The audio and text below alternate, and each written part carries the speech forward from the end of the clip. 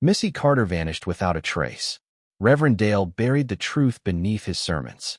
Sheriff Knox locked away more than just case files.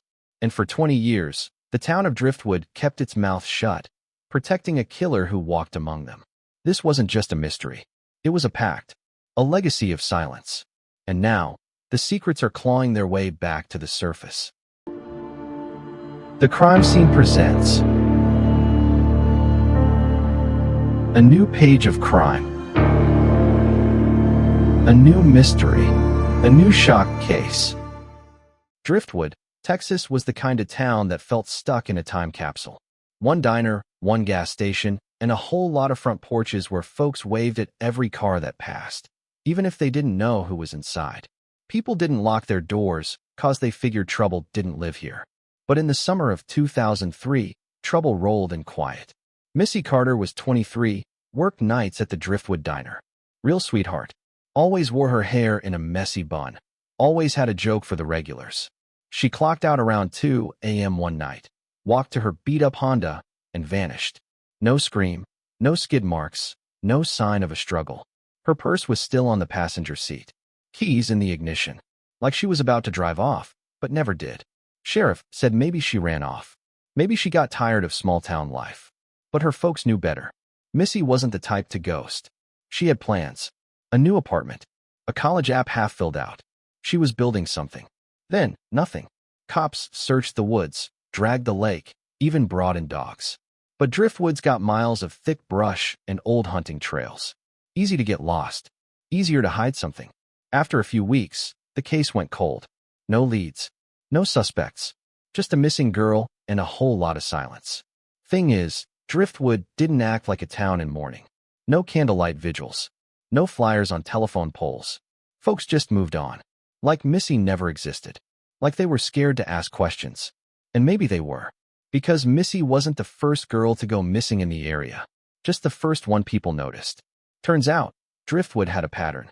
And the deeper you dig, the darker it gets. This wasn't just a mystery. It was the beginning of a cover-up. And the town? It was hiding something real bad. 5 years after Missy Carter vanished, Driftwood was back to its usual rhythm. Church on Sundays, gossip at the diner, and folks pretending that summer of '03 never happened. But in late October 2008, something snapped the town out of its sleepwalk. A barn on the edge of town caught fire in the middle of the night. Old place, hadn't been used in years. Some said it was lightning. Others blamed teens messing around. But when firefighters showed up, they found more than smoke and ash. Buried under the collapsed roof was a shallow pit. Inside, bones. Not animal bones, human. The whole town froze. Cops roped off the scene, brought in forensics. DNA came back a week later. It was Missy. After 5 years of silence, she was back, but not how anyone wanted. Her remains were scorched, scattered, and buried like trash. No grave. No respect. Just dumped. Now folks started whispering again. Some blamed outsiders, drifters, truckers, maybe cartel. But others weren't so sure. That barn was local. Real local. Owned by the McGraw family, who'd left town right after Missy disappeared. Coincidence? Maybe. But Driftwood didn't like coincidences. The sheriff gave a press conference, said they were reopening the case. But it felt more like a show. No arrests. No suspects. Just a lot of talk. And behind closed doors, people were scared. Not just of the killer, but of each other. 'Cause if Missy was buried in that barn, someone had to know. Someone had to help. Or at least keep quiet. And that's when the town's vibe shifted. Folks stopped waving, locked their doors, stared a little longer at their neighbors. Driftwood wasn't just hiding a killer, it was protecting one. Whether out of fear, loyalty, or something darker, nobody was talking. The fire didn't just burn down a barn. It lit up a secret. And that secret had been rotting in Driftwood for years. 2 years after Missy's bones turned up in that burned-out barn, Driftwood was back to pretending everything was fine. Folks didn't talk about it. Sheriff stopped giving updates. It was like the whole town hit mute. But then a hunter stumbled on something deep in the woods that cracked the silence wide open. He was tracking deer near the old quarry when he spotted a shack, half covered in vines, tucked behind a wall of brush like it didn't want to be found. No one knew it was there. No roads led to it. Just a dirt trail that faded into nothing. Inside, straight up nightmare fuel. The place was trashed. Moldy mattress, rusted tools, and a wall covered in Polaroids. Not just random shots. These were close-ups of women. Scared. Tied up. Some looked half-conscious. One of them was Missy. Same clothes she wore the night she vanished. Same messy bun. Same haunted eyes. There were newspaper clippings, too. All about missing girls from nearby counties. Dates circled in red. Notes scribbled in the margins like someone was keeping score. And in one photo, you could see a shadowy figure in the corner. Tall. Wearing a hoodie. Face blurred. But it wasn't random. It felt staged. Like he wanted to be seen. Sheriff called it a sick prank. Said maybe some twisted kid was trying to stir things up. But locals weren't buying it. That shack had been there for years. And the stuff inside. Too detailed. Too real. Someone had been living out there. Watching. Planning. After that, folks started locking their doors again. Parents kept their kids close. And the woods? Nobody went near him. Not even the hunters. Driftwood had always been quiet, but now it felt hunted. Like something was out there. And the worst part? Whoever built that shack, they weren't done. In 2018, Driftwood got hit with a freak storm. Heavy rain, flash floods, the whole 9 yards. The church on Main Street took a beating. Basement got soaked, walls buckled, and the cleanup crew rolled in fast.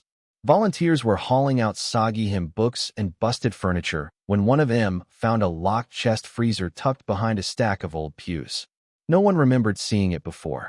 It was sealed tight, rusted shut. Took a crowbar and some muscle to crack it open. What they found inside stopped the whole crew cold. Bones. Not just one set, 4. Wrapped in plastic, stacked like meat. No labels. No ID. Just decay and silence. Cops rushed in, taped off the church, and hauled the freezer out for testing. DNA came back a week later. One set was Missy Carter. The other 3? Women from nearby towns who'd gone missing over the past 15 years. All young. All vanished without a trace. All dumped like leftovers.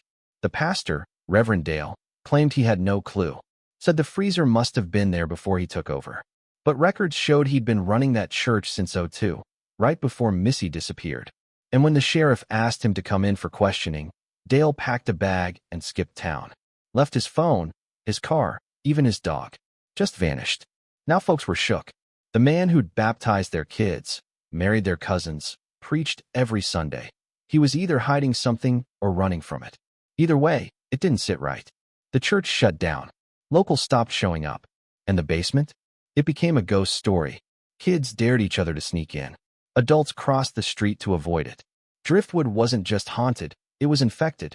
And the infection had been living under their feet the whole time. In 2020, Driftwood was still dragging its feet. For bodies found, one pastor gone ghost, and a whole town acting like it was cursed. But then a VHS tape popped up in the most random spot, a thrift store donation box behind the old laundromat. No label, just static and dust. The clerk thought it was junk, but curiosity got the better of him. He popped it into a player out back. What he saw made him puke. The tape started with grainy footage of woods, same ones near the burnt barn. Then came the real horror, a masked man dragging a woman through the brush. She was screaming, but the audio was warped. Her face? Missy Carter. Same clothes. Same night she vanished. The man didn't just hide from the camera, he stared into it. Like he was proud. Like he wanted someone to see. He spoke, but the sound was muffled. Still, you could tell he was narrating. Like it was a show. Like he'd done this before. Cops traced the tape to an old rental cabin near the county line. Inside, a mattress on the floor, a box of tapes, and a wall covered in names. All women. All missing. Each tape had a date. Some were labeled trial. Others said final. It was a sick archive. The sheriff tried to keep it quiet, but word got out. Locals started connecting dots.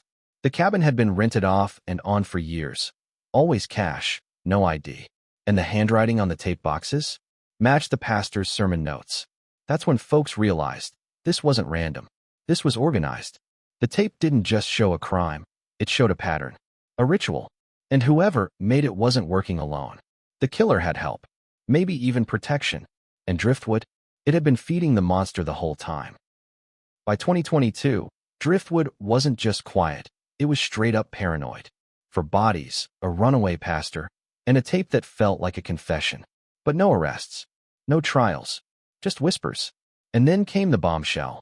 a retired deputy dropped a tip to a podcaster digging into the case. Said there was a group of men in town who'd made a deal years ago. They called it the Pact.